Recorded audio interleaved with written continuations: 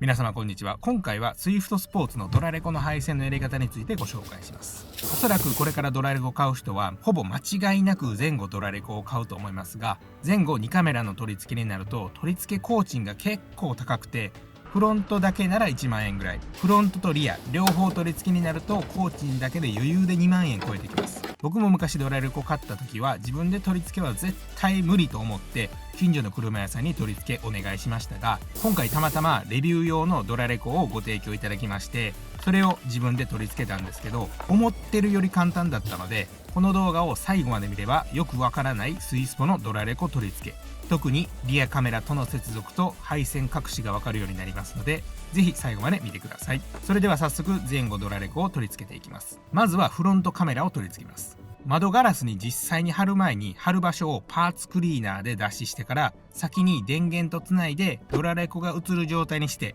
取り付けた時のカメラの画角をいい感じに調整してからカメラを窓ガラスに貼り付けます。貼り付けができたら皆様が気になる配線隠しの方法ですが、 SWIFT の場合めっちゃ簡単です。先にドアの周りにあるゴムを手で剥がします。少し引っ張れば簡単に取れるので剥がしていきます。剥がれたら運転席右側のプラスチックのピラーを手で剥がします。これも実際に剥がすの難しいと思ってたんですが、実際やってみるとめっちゃ簡単で、手で軽く引っ張るだけで剥がれます。この時注意したいのがピラーの中にある黒いパーツ、これがピラーを剥がした時にポロッと取れてどこかに落ちる可能性あるので気をつけてください。僕が剥がした時はこの黒いパーツが取れてしまって、これなくすとだいぶだるいこと起きるので慎重にピラーを剥がしてください。それができたらフロントカメラに接続するめっちゃ長い電源の USB ケーブルをドラレコにつなげます。つなげたら窓ガラスの上の天井の内張りの中にケーブルを入れ込んでピラーまで持っていきます。内張り剥がしがあればさらに楽にケーブルを差し込めますが、手でも余裕でいけます。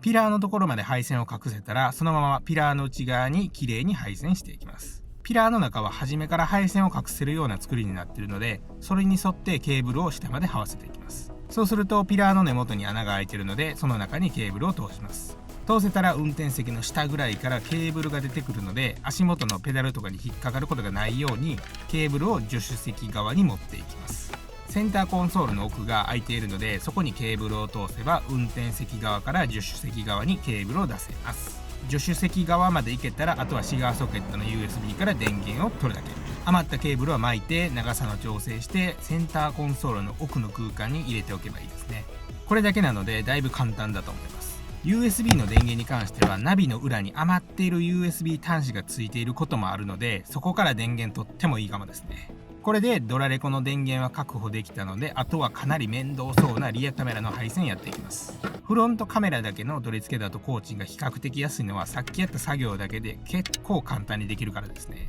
リアカメラも取り付けとなると、ほとんどのお店で工賃爆上がりする理由は、シンプルにリアカメラの配線が結構めんどくさいんですよね。特に何が大変かというと、フロントからリアまで内装の隙間に配線を隠してリアカメラまで引っ張っていって、最後に出てくる結構めんどくさいこの蛇腹ゴム。ハッチバックの車だと大体がこの蛇腹のゴムがトランクのところについていて、最終的にこの中にドラレコのケーブルを入れ込んで配線を隠すのが定番なんですが、この作業が正直だいぶ面倒で、素人がやると正直きついと思います。ただですね、 Amazon でこういうものが売ってまして、これを使えば面倒な蛇腹ゴムの中に配線を通して、さらにこのプラスチックカバーの穴開けとかだいぶ面倒な作業を一気に省略することができます。この金属のステーを天井の隙間に入れ込んで固定して、そのステーにリアカメラ本体を貼り付ければ、めんどくさすぎる蛇腹通しとカバーに穴開けが省略できて、素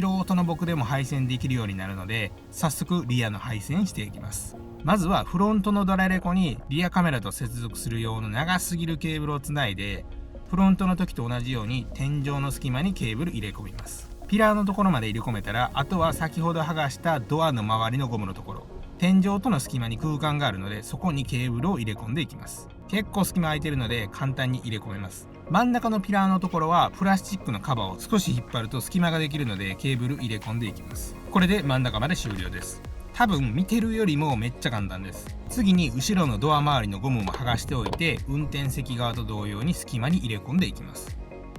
そうするとリアピラーのところまで配線できたので、あとはもう少しです。リアピラーも先ほどと同じように少し引っ張れば隙間ができるので、その中にケーブルを入れ込んでいきます。一番後ろのトランクのドアまでケーブルを通すことができたら、トランクの周りのゴムも剥がします。これもドアの時と同じ感じで結構簡単に手で剥がせます。剥がせたらまた隙間にケーブルを入れ込んで隠しますが、おそらくリアカメラをつなぐケーブルが長すぎると思うので、束ねて空いている隙間に入れ込んで長さ調整します。天井の隙間が結構使えるので、そこに余ったケーブルを入れ込むと楽でした。ここまでできたら Amazon で買ったステーを天井に差し込みます。天井の隙間の形に合うようにひたすら手で曲げていきます。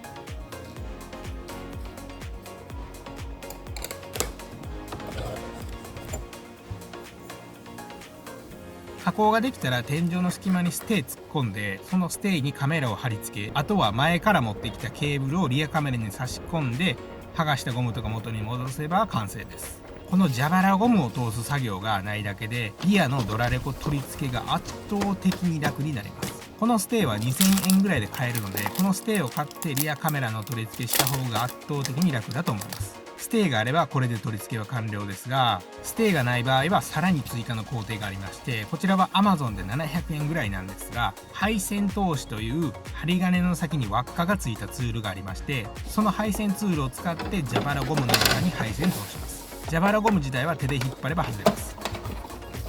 外れたら片方から針金ツールを入れて反対側まで持っていって蛇腹ゴムを通します。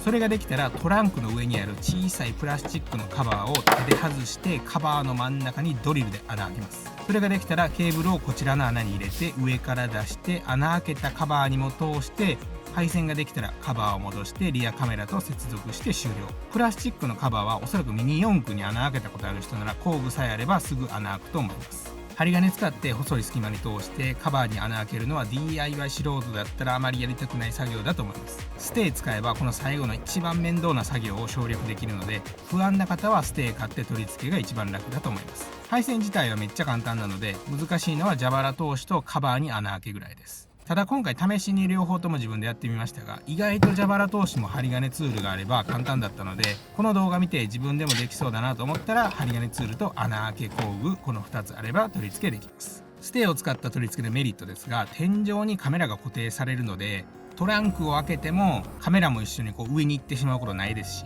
トランクを閉めた時の衝撃でリアカメラの位置がずれる可能性もゼロなので、ステーを使えば取り付けも簡単で、衝撃で画角が歪むこともないので、ステー取り付けのメリットかなと思います。ガラスに貼り付ける従来通りのやり方だと、どうしても蛇腹通して穴開けが必要で、 DIY 素人だと若干ハードルが高いです。追加の面倒な作業に抵抗がなければ蛇腹通してカメラをガラスに貼り付けてもいいと思います。正直ドラレコの配線とか絶対無理だとやる前は思ってたんですけど、スイスポは配線隠しのポイントが初めから用意されていてかなり簡単だったので、ぜひ自分でやってみてドラレコのコーチ2万を浮かせてもらえたらなと思います。言うてやることはカメラを USB ケーブルでつないで配線を隠すだけのシンプルな作業。コーチにかかってくるところはやはり綺麗に配線するためにリアの蛇腹通しをする作業がかなり面倒なので、どこのショップでも前後ドラレコの取り付けになると工賃が爆上がりするのはこういう理由ですね。ただしこのステーや700円ぐらいで売ってる針金ツールさえあれば、 DIY 素人の僕のようなミニ四駆しか作ったことない人でも余裕で取り付けできます。正直ここまで簡単なこと知らなかったですね。今回紹介したステーや取り付けに必要な工具は概要欄にそれぞれのリンクを貼っておきますので参考にしてください。以上が SWIFT の前後ドラレコの取り付け方でした。実際にやれば結構簡単なことわかるので、ぜひやってみてください。こちらのチャンネルではスズキの SWIFT スポーツに関することや洗車、コーティング、パーツ紹介など幅広く動画を公開していますので、この動画が参考になったと思っていただけましたら、チャンネル登録と高評価ボタンを連打していただけると幸いです。それではまた次回の動画で。最後までご視聴いただきありがとうございました。